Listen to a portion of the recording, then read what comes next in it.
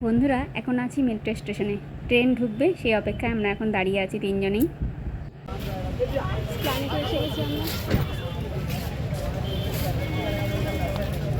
তো স্প্ল্যানেটে আসলে মনটা না আনন্দে ভরে যায়, কারণ এখানে এত আলো ঝলমলে রাস্তায়, আর চারিদিকে তো দোকানপাট আছে।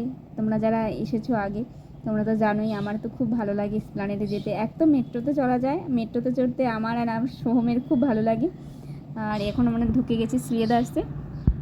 শ্রীলেদার্স মানে যাওয়া মানেই মানে পুজো, এত ভিড় থাকে। আজকে অপেক্ষাকৃত একটু কম ছিল সানডেতে, মানে এমনি সময় তো পা রাখার জায়গাটুকু পর্যন্ত থাকে না, তাও গিজগিজে লোক রয়েছে।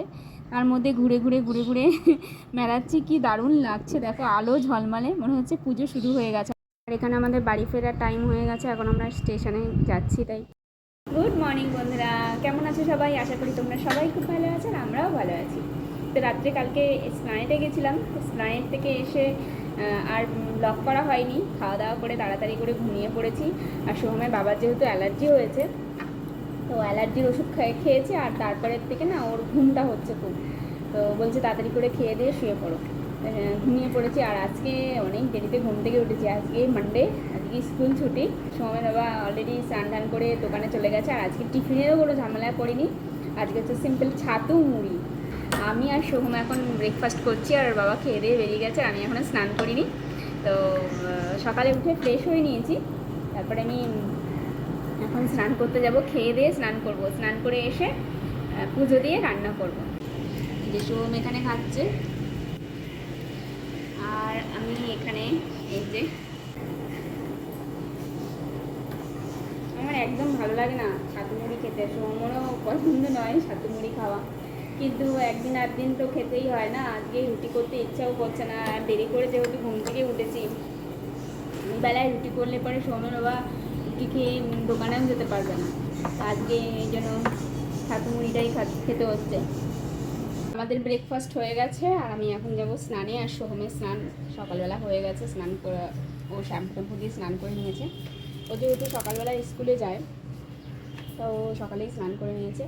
আর আজকে কাছে একটা নয়নতারা ফুল ফুটেছে, দেখো তোমরা, একটা নয়নতারা ফুটেছে। প্রতিদিন একটা একটাই ফোটে, মাঝখানে দুটো দুটো করে ফুটতো, এখন একটা করেই ফুটছে। ওটা আমি পুজোয় দিয়ে দেবো আজকে। এই দেখো দুষ্টুগুলো কি করছে,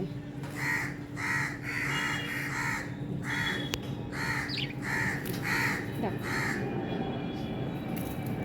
সারাদিন ওড়াউড়ি।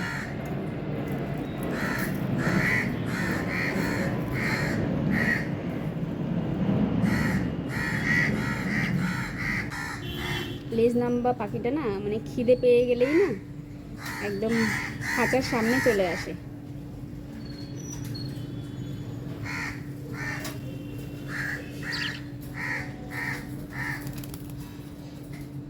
আয় আয় আয় আয় এনু আয়। আরে বাপরে, খাবার জানা খায় তার থেকে বেশি নষ্ট করে। এই সোহম সকালবেলা হাতে নিয়েছিল, কাকে নিয়েছিলি? ইনুকে, ইনুকে হাতে নিয়েছিল সকালবেলা। সোহম একে ধরে, ধরতে পারছে না। আগে ওর হাতে যেত, এখন দেখো কি দুষ্টুমি করে। এই যে সোহম হাতে এসছে, হাতে আসে, কিন্তু এখন এত দুষ্টুমি করে, আস্তে করে ধরে। সোহম কিন্তু জোরে ধরে না পাখিরে, আস্তে করে ধরে যায়, আস্তে করে ধরে বলে ফুক দিয়ে বেরিয়ে আসছে, ফাঁকা দিয়ে বেরিয়ে চলে আসে। কি দুষ্টুমি করছে দেখো।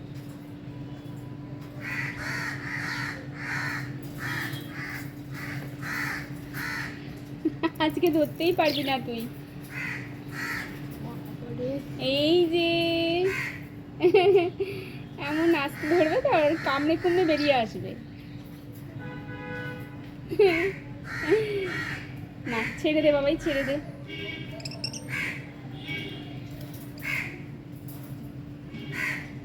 দেখলে তো আজকে সোহম ধরলো। সব কাজ হয়ে গেছে তো, তা আজকে একটুখানি মনে হচ্ছে যেন রান্না করতে ইচ্ছে করছে না। কোথাও থেকে যদি একটু খাবার পেতাম রান্না না করে যদি একটু খাওয়া দাওয়া যেত, কোথাও যাওয়া যেত, তো সেরকম তো যাওয়ার জায়গা নেই এখন আপাতত, আর ইচ্ছেও নেই, কারণ ইউনিট টেস্ট চলছে। বুধবার দিন আবার ইউনিট টেস্ট আছে, তো তো যাওয়ার কোনো প্রশ্নই নেই। এখন পড়াশোনা করো, কিন্তু সকাল থেকে ছেলেটা বলছে ম্যাচ ম্যাচ করছে গাটা, জানি না কেন, ওয়েদারের জন্য হতে পারে, ওর গাটা ম্যাচ ম্যাচ করছে, তাই একটুখানি ওর সাথে রয়েছি। একটুখানি থাকলে আবার ঠিক হয়ে যায়, মা ছেলে একটু আনন্দ করলে পরে ঠিক হয়ে যায়, দুজনে একটুখানি থাকি, সময় কাটাই, ব্যাস ঠিক হয়ে যায়। তো বন্ধুরা, আমি ইউটিউব শুরু করে মাঝপথে আবার বন্ধ করে দিতাম, আবার চালু করতাম, আবার বন্ধ করে দিতাম। ভালো ওয়াচ টাইম হতো, ভালো ভিউজ হতো, তারপরেও তা সত্ত্বেও আমাকে কিন্তু মাঝপথে বন্ধ করে দিতে হতো। কারণ একটাই, কারণ হচ্ছে আমার ছেলে সোহম আগে এডিটিংটা শেখায় আমাকে, আর আমার চ্যানেলটাও কিন্তু ওই খুলে দেয়। ও 10-11 বছর বয়স ওর এখন, ওই কিন্তু আমার চ্যানেলটাকে ওপেন করে দিয়েছে। কারণ একটা সময় ছিল যে বাবা যখন মারা গেল, আজ থেকে 1 বছর, মানে 1 বছরও হয়নি পুরোপুরি, বাবা যখন মারা যায় তখন না ভেতরটা না শেষ হয়ে যাচ্ছিল, মানে মনে হতো যে আর কি বাবাকে দেখতে পাবো না। কারণ আপনজন হারালে যে কষ্টটা, সেই কষ্টটা বাবা মারা যাওয়ার পরে ফিল করেছি। কারণ সবার কাছে শুনতাম যে এর বাবা মারা গেছে, মা মারা গেছে, অতটা ডিপলি কষ্ট হতো ঠিকই, কেউ চলে গেলে সেই কষ্টটা যে হয় সেটা হতো, কিন্তু নিজের জন মারা গেলে যে কষ্টটা হয় সেটা বাবা হারানোর পরে বুঝতে পেলাম। কারণ বাবা হারানোর পরে খুব কষ্ট হতো, যে ভাবতাম যে স্বপ্ন দেখছি, স্বপ্নটা ভেঙে গেলে বাবাকে আবার হয়তো দেখতে পাবো। কিছুই করতে পারিনি বাবার জন্য, ক্যান্সার হয়েছিল বাবার, তো কিছুই করতে পারিনি। তো ভেতরে ভেতরে কুড়ে কুড়ে খাচ্ছিল কষ্টটা। তখনই সোম আমাকে ইউটিউবটা খুলে দেয় যে মাম্মাম তুমি ইউটিউব করো, মনটা ভালো লাগবে। অনেকটাই ছোট সোহম, তো আমি ভেবেছিলাম ও ঠিকঠাক পারবে না, কিন্তু ও ঠিকঠাকভাবে ইউটিউবটা ওপেন করে দেয়। তো আমি ভিডিও করা শুরু করি। তো এখনও হয়তো ভালো পারি না, তাই বন্ধুরা তোমরা ভিডিও দেখো কিন্তু আমাকে একটা কমেন্ট লাইক কিছুই করো না।